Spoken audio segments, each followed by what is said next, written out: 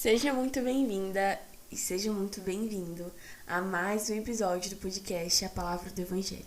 Neste episódio nós estaremos falando sobre a mulher escolhida para a gente conversar no mês de março na série Mulheres da Bíblia. Antes de fato iniciar o episódio, eu gostaria de te convidar a nos seguir aqui na plataforma na qual você escuta esse episódio. Atualmente o podcast está disponível em mais de 5 plataformas digitais diferentes, então não tem desculpa caso você não tenha Spotify, não tenha Google Podcasts. Nós temos várias plataformas disponíveis para que você escute e acesse este conteúdo. Caso você tenha dúvidas e deseja saber mais sobre quais plataformas estão este podcast, entra no Linktree que está na descrição desse episódio aqui, que você vai ter acesso a todas elas, beleza? Antes de eu começar de fato, também gostaria de me apresentar a você, dizendo o meu nome, que é Aimee, e eu apresento esse podcast aqui com a intenção de te apresentar um pouco das escrituras, te apresentar um pouco da palavra de Deus, e que através dela você possa ser transformado e impactado pela verdade do Evangelho. Então, sem mais delongas, a mulher de que nós estaremos falando no episódio de hoje, a história dela está escrita lá no livro de 1 Samuel, nos capítulos 1 e 2. Essa mulher é Ana, mãe de Samuel, esposa de Eucana, e eu escolhi a vida dela justamente porque ela foi uma mulher muito, muito fiel ao Senhor, e a gente vai discorrer mais acerca desse assunto aqui nesse episódio. Essa é a intenção da série sobre mulheres, né? A gente conversar sobre a vida de determinadas mulheres da Bíblia e falarmos sobre características delas que nós podemos aplicar e viver no nosso dia a dia. Então, como eu já disse anteriormente, Ana, ela era esposa de Eucana, e a Eucana, o marido dela, era casado com outra mulher chamada Penina. E antes de eu começar a dizer e contar de fato a história, gostaria de fazer uma pequena explicação. Porque nós encontramos aqui um homem que era casado com duas mulheres. E ao longo do Velho Testamento, ao longo do Antigo Testamento, a gente vai encontrar histórias de que realmente o homem ele era casado com duas mulheres ou mais. Davi foi assim, Salomão foi assim, e muitos outros homens no decorrer das escrituras. Contudo, naquele período, a poligamia era tolerada pela lei. Isso está escrito lá em Êxodo, no capítulo 21, versículo 10, e em Deuteronômio, no capítulo 21, do versículo 15 ao 17, antes do plano do Evangelho, né? E porque aí tem a explicação em Atos 17:30. Se você quiser também tá dando uma olhada lá depois, anota, né, para você conseguir olhar a referência certinho. Só que a poligamia ela foi proibida no Novo Testamento. Nos versículos, né, um dos inúmeros versículos no Novo Testamento que falam sobre isso é Marcos, no capítulo 10, do versículo 1 ao 8. Logo, que vocês já conheceram um pouco do pano de fundo de como era a relação, né, de Ana com Eucana, eles eram casados. Penina também, como eu já citei anteriormente, era uma das mulheres de Eucana. Só que Penina, ela afrontava a Ana. Ela tinha filhos, Ana não tinha até então, e ela afrontava a vida dessa mulher, provocando ela e zombando mesmo pelo fato dela ser estéril. E no decorrer da história, muitas coisas sobrenaturais e incríveis acontecem. Por isso, desde já, te recomendo a ler a história completa, porque ela é inspiradora demais. Então, no episódio de hoje, como esse é o foco, eu estarei apresentando algumas características da vida dela. E a primeira característica é que Ana era fiel a Deus. Como eu disse, ela sofria porque ela não conseguia ter filhos, então ela desejava muito isso. Naquela época, aquilo era ainda mais desejado e almejado pelas mulheres do que nos dias de hoje. Então ela sentia dores no coração dela mesmo, por ela não poder gerar filhos a seu marido. E além dessa dor que ela sentia, acredito que ela também ela sofria dores psicológicas, né? Por causa do abuso que Penina fazia ela, da zombaria, né?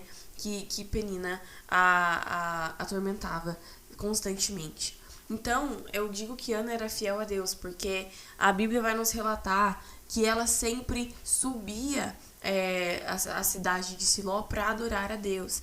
Então a dor dela não a impediu de adorar ao Senhor. Apesar da zombaria, apesar da situação e da circunstância em que ela estava não ser favorável, não ser de acordo com a sua própria vontade, isso não fazia com que Ana deixasse de adorar e louvar ao Senhor por quem Ele é.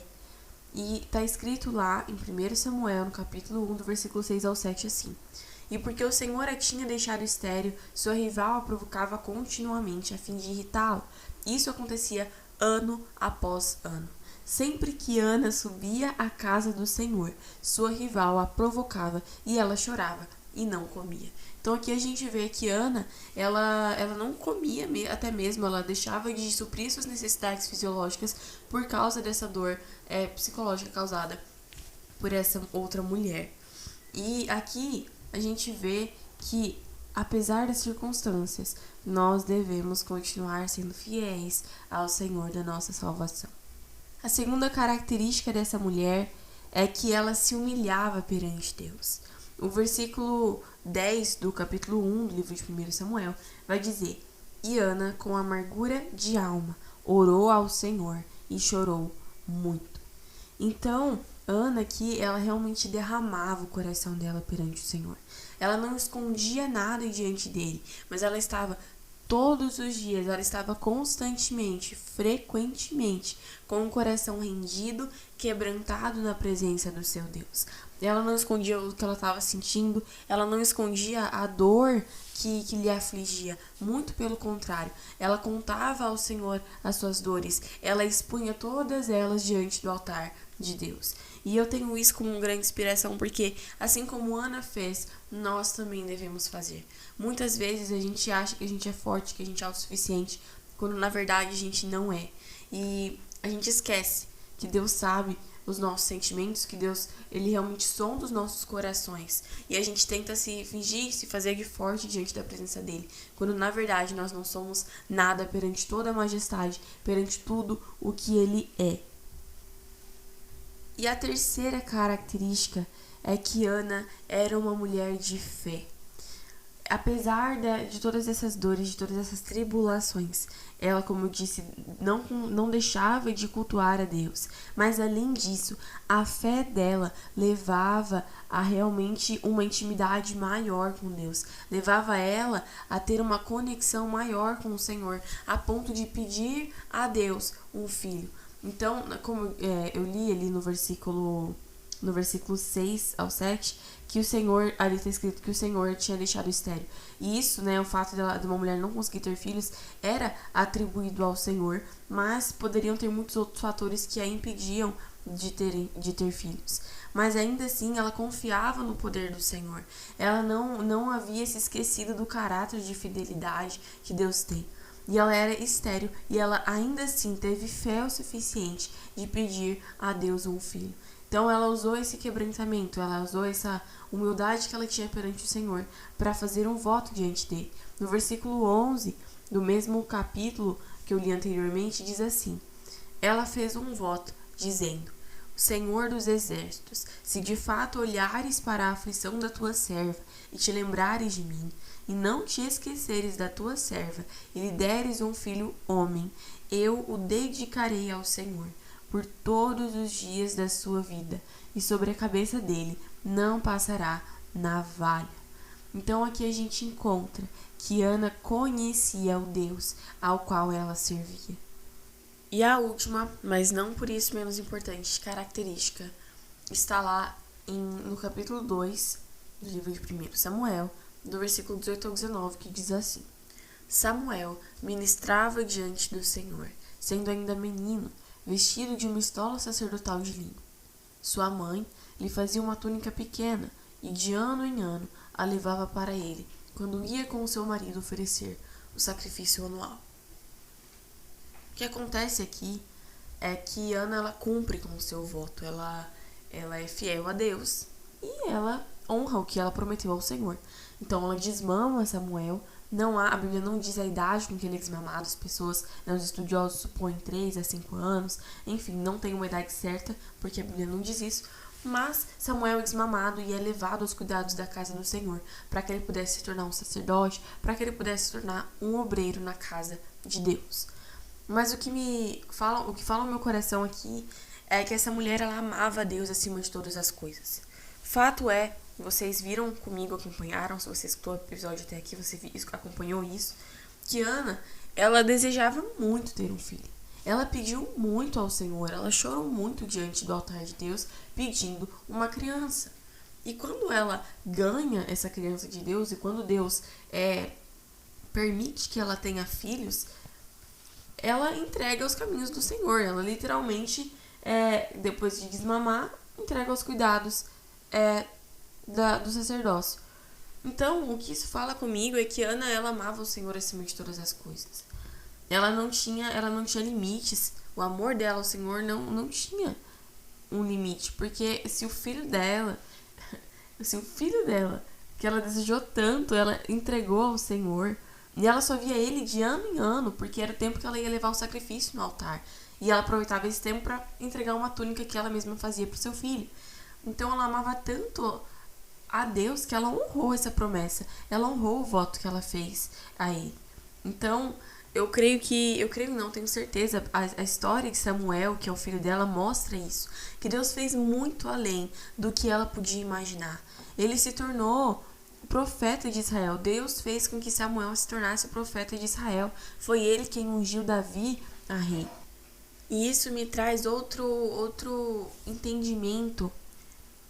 Nós devemos render ao Senhor os nossos planos. Nós devemos render ao Senhor os nossos sonhos. Porque enquanto a gente estiver se achando forte diante do Senhor, enquanto a gente quiser, entre aspas, passar uma imagem de forte para o Senhor, a gente não vai viver o sobrenatural dele para nossa vida. A gente não vai viver o que ele tem para que nós vivamos no determinado período da nossa existência nessa terra.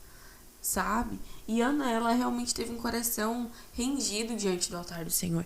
Ela rendeu os desejos do coração dela e Deus fez muito mais além do que ela imaginava, como diz em Efésios no capítulo 3, do versículo 20 ao 21.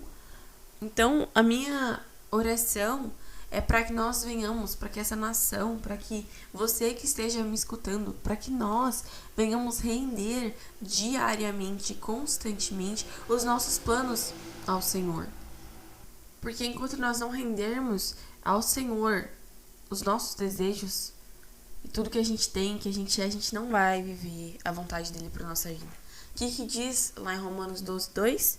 Eu vou ler lá para você. Diz assim: não imitem o comportamento e os costumes deste mundo, mas deixem que Deus os transforme por meio de uma mudança em seu modo de pensar, a fim de que experimentem a boa, agradável e perfeita vontade de Deus para vocês. Então, a transformação em nosso modo de pensar, a gente experimentar a vontade de Deus só vem se nós deixarmos a transformação acontecer.